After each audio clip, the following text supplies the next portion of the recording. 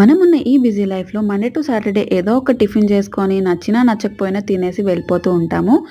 సండేకొచ్చేసరికి no compromise కదా! Morning breakfast నుంచి night dinner వరకు అన్ని స్పెషల్సే ఉండాలి.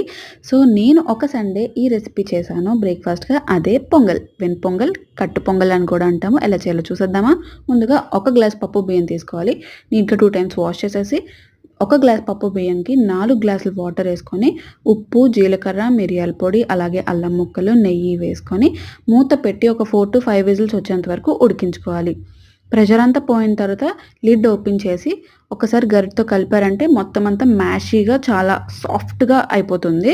ఇప్పుడు దానికి నెయ్యి తాలింపు వేసుకోవాలనమాట.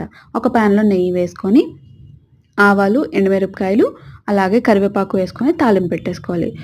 ఈ పొంగల్‌తో టిఫిన్ సాంబార్ లేదు అంటే పల్లి చట్నీ చేసుకున్నామంటే అద్దిరిపోతుంది. ఒకసారి మీరు కూడా తప్పకుండా ట్రై చేసేయండి. Thanks for watching. బై.